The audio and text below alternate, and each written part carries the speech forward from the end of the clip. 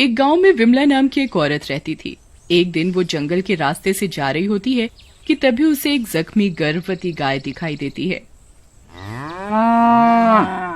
और वो उसे अपने घर लेकर आ जाती है। अरे विमला, ये क्या? तुम्हारे खुद के तो खाने के लाले पड़े हैं और तुम इस गाय को कैसे पालोगी? कोई बात नहीं, ये बेजुबान जानवर है, जैसे मेरा गुजारा होता है वैसे इसका भी हो जाएगा। कमला भाभी, आप चिंता मत करो, बस मेरी नौकरी लगने ही वाली है। उसके बाद विमला और मेरी शादी, बस फिर सब ठीक हो जाएगा। विमला घरों में काम किया करती थी और अपना और अपनी गाय का गुजारा करने लगी। विमला, तुम्हारी राम प्यारी तो बहुत सुंदर है। आओ बाहर देखो, मैं तुम्हारे लिए एक और गाय लाया हूँ। ये देखो, क्यों ना हम इसका दूध निकालकर बेचने का काम शुरू करें। इस तरह तुम्हें फायदा होगा। वैसे भी गांव में कहाँ अच्छा दूध मिलता ही है। बिरजू दूध वाला मिलावट करता है, गांव वाले मजबूरी में उससे दूध लेते हैं। वैसे भी तुम घरों में काम करती हो, मुझे अच्छा नहीं लगता। हाँ, तुमने सही कहा रमेश, ऐसा तो मैंने सोचा ही नहीं था। मैं इसका नाम गौरी रखूंगी। फिर अगले दिन से विमला गौरी का दूध निकाल कर बेचना शुरू करती है और देखते ही देखते उसे बहुत मुनाफा होता है। अरे यार, ये विमला ने तो सारा धंधा ही चौपट कर दिया। ये मेरी गाय थोड़ा सा ही दूध देती है, तो मैं क्या करूं? पानी तो मिलाना ही पड़ेगा। इसमें मेरी क्या गलती? कुछ तो करना ही पड़ेगा इस विमला का। अगले दिन विमला जंगल में राम प्यारी को घुमा रही होती है, तभी बिरजू उसे पकड़ लेता है। अरे विमला, तुमसे कुछ बात करनी थी। तो इतना दांत क्यों फाड़ रहे हो? करो बात। वो क्या है ना, तुम मुझसे शादी करोगी? हैं? हमारा काम तो एक ही है, मैं भी अकेला और तुम भी अकेली। अपनी शक्ल देखी आईने में, चलो फुटो यहाँ से। हाय हाय हाय हाय हाय हाय, तेरे नखरे! हम कोई बम्ब थोड़ी हैं जो फूट जाएंगे। लगता है तू ऐसे नहीं मानेगी। फिर इतना बोलकर बिरजू उसे मार डालता है। राम प्यारी घास चर के वापस आ जाती है।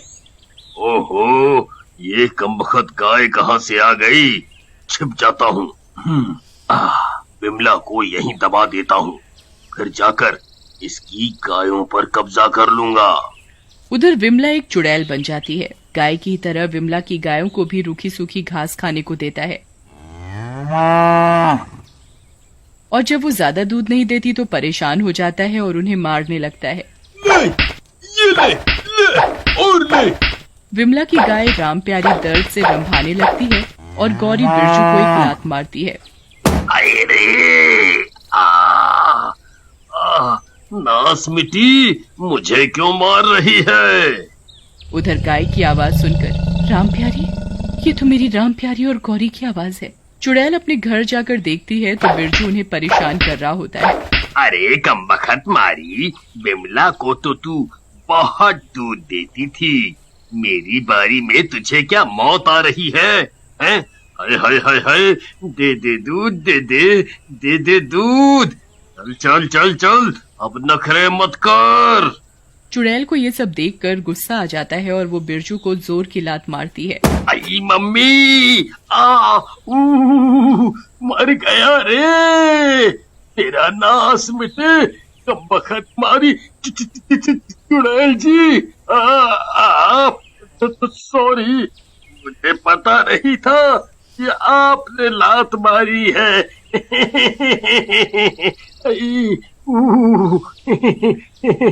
दांत मत फाड़, मुझे मारकर मेरी गायों को परेशान कर रहा है तू। तुझे मैं नहीं छोड़ने वाली अब।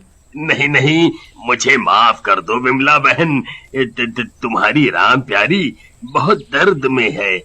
देखो ना, लगता है इसका बच्चा होने ही वाला है।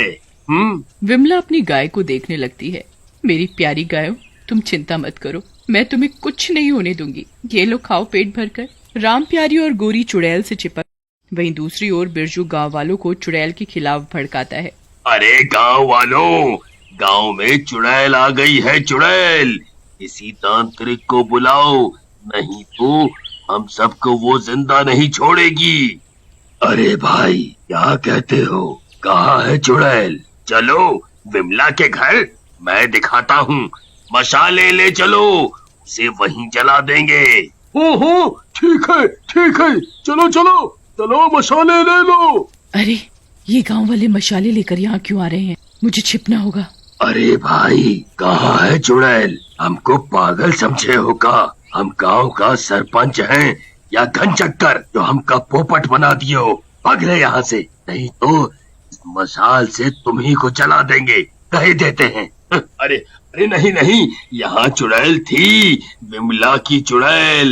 अरे, विमला कहीं काम से गई होगी, मर थोड़ी गई है जो चुड़ैल हो जाएगी। चलो भाइयों, ये तो पागल हो गया है, पागल। अगले दिन रमेश विमला के घर जाता है।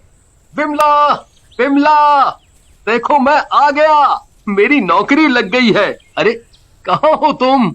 अब हम शादी कर लेंगे। चलो चलो आओ, आज ही करेंगे।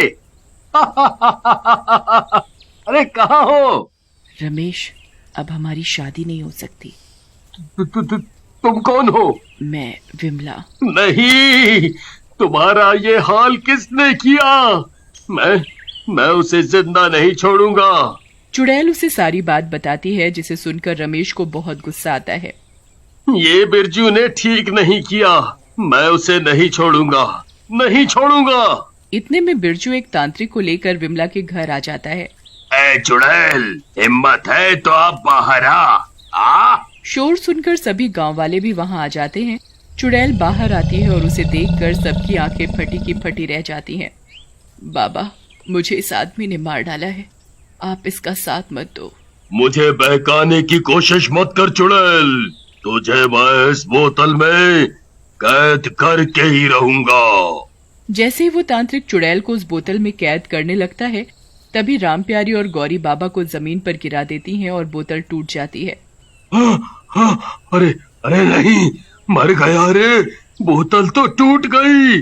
भागो रे भागो, अपनी जान बचाकर भागो। अरे फर्जी बाबा, मुझे यहाँ अकेला छोड़कर कहाँ भाग रहा है? अरे नास मिटे, अब मैं क्या करूं? हाय रे हाय। देखा रमेश, इन इंसानों से तो मेरे ये जानवर ही अच्छे हैं। राम प्यारी, तुमने गर्भवती होते हुए भी मुझे बचा लिया। तभी राम प्यारी को दर्द होने लगता है और वो दर्द से रंभाने लगती है। रमेश जाकर जानवरों के डॉक्टर को बुलाता है और कुछ ही समय में उसे एक सुंदर सा बछड़ा होता है। कितना प्यारा है ये। मेरी प्यारी गाय, तुम ठीक हो ना? तुमने आज मुझे बचा लिया, और रमेश तुम्हारा भी शुक्रिया। अरे ये क्या हो रहा है भाई? अरे डरो नहीं गांव वालों, ये मेरी विमला है, मेरी विमला। दैया रे दैया, ऐसे थोड़ी होता है रमेश, तुम झूठ बोल रहे हो। इसे गांव से जाने को कहो, नहीं तो हम इसे यहीं जिंदा जला देंगे। हाँ। अगले दिन गांव वाले मशाले लेकर फिर से आ जाते हैं। अरे ये विमला ही है, मैं झूठ नहीं कह रहा, विश्वास नहीं होता तो मैं अभी इसके साथ शादी कर सकता हूँ तुम्हारे सामने। रमेश, तुम ये क्या कह रहे हो? तभी रमेश आग जला लेता है और वहीं चुड़ैल के साथ शादी कर लेता है। अरे ये क्या नाटक है भाई? गांव वालों, इस पर विश्वास मत करो। गौरी गुस्से में बिरजू को अपनी सींगों पर उठा लेती है और राम प्यारी सरपंच की लुंगी खींचने लगती है। अरे छोड़ दे, यहीं मेरी इज्जत का फालूदा करेगी क्या? फिर दोनों गायें सबको वहां ले जाती हैं जहां पर विमला की लाश होती है। विमला की लाश देखकर सबको यकीन हो जाता है कि बिरजू ने ही विमला को मारा है और उसे पुलिस के हवाले कर देते हैं। रमेश, मेरी दोनों गायों का ध्यान रखना। तुमने मुझसे शादी कर ली, अब मैं शांति से मुक्त हो सकूंगी। इतना बोलकर चुड़ैल रोते हुए अपनी दोनों गायों को गले से लगा लेती है। गाय भी रोने लगती हैं और फिर चुड़ैल गायब हो जाती है। मनकपुर नाम का एक छोटा सा शहर था।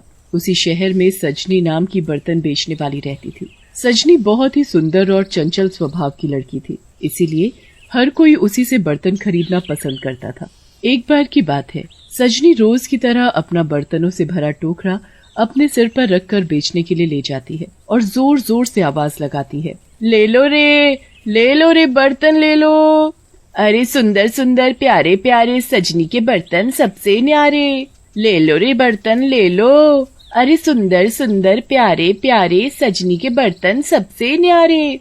तभी सजनी की आवाज सुनकर शीला बहन आती है और सजनी से बोलती है, अरे ओरी सजनी, क्या बात है, आज बहुत दिनों में नजर आई हो, और जरा दिखाओ तो इस बार क्या नया बर्तन लाई हो। अरे शीला बहन, आपके लिए तो एक से एक मस्त बर्तन है, ये देखो पतीला, क्यों है ना आपकी तरह ही गोल मटोल प्यारा प्यारा।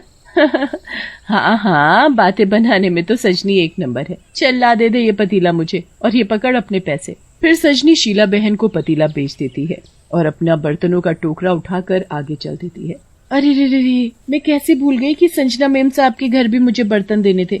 उन्होंने बोला भी था कि सजनी जब नए डिजाइन के बर्तन लाए तो मेरे घर जरूर आना। ऐसा बोलकर सजनी संजना मेम साहब के घर पर जाती है और आवाज लगाती है, ओ संजना मेम साहब, कहाँ हो? अरे मैं बर्तन वाली सजनी। सजनी की आवाज सुनकर संजना का पति मनदीप वहाँ आता है और सजनी से बोलता है, अरे बर्तन बेचने वाली, संजना तो अभी घर पर नहीं है। ऐसा करो, तुम थोड़ी देर अंदर इंतजार करो, संजना आती ही होगी। सजनी घर के अंदर जाकर जमीन पर बैठ जाती है। मनदीप के घर पर उसका दोस्त अंकित भी होता है। अंकित सजनी को बड़ी ही गंदी नजरों से घूरने लगता है कि तभी मनदीप अंकित से बोलता है, अबे क्या देखे जा रहा है उस बर्तन वाली को? अबे यार, ये बर्तन बेचने वाली तो मस्त आइटम है यार, तू तो इसके बर्तन देख रहा है। अरे जरा एक नजर इस बर्तन वाली पर तो डाल। अबे क्या कर रहा है? और तू इसे ऐसे घूरना बंद कर। अगर तेरी भाभी आ गई और तुझे इस बर्तन वाली को ऐसे घूरते हुए देख लिया ना, तो सच में भाई तेरे साथ साथ मेरा भी काम तमाम कर देगी।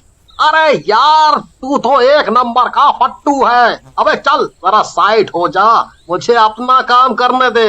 अरे बर्तन वाली, जरा मुझे भी तो अपने बर्तन दिखाओ, जरा मैं भी तो देखूं क्या क्या है तुम्हारे पास। हाँ साहब, ये देखो ना, हर तरह के बर्तन है मेरे पास। आप बताइए आपको क्या चाहिए? मुझे तो तू चाहिए, सजनी हंसते हुए बोलती है। अरे साहब, बोनी के टाइम पर क्यों मजाक करते हो? अच्छा तो ये देखो पतीला, पता है इसकी मार्केट में बहुत डिमांड है, बहुत ही मजबूत और टिकाऊ है ये पतीला, और कीमत भी बहुत कम है, इसकी बस 100 रुपए। आपकी मैडम तो इसे देखकर बहुत खुश हो जाएंगी। अरे मेरी अभी शादी नहीं हुई है।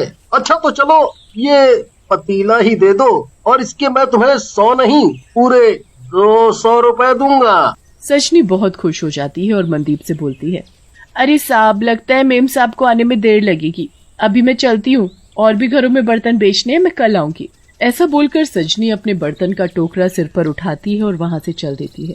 अगले दिन अंकित मनदीप के घर आता है और मनदीप से बोलता है, अरे यार, तेरी वो बर्तन वाली, क्या नाम था उसका? सजनी। हाँ वही सजनी आई नहीं आज बर्तन बेचने, उसने तो बोला था ना आज आने को।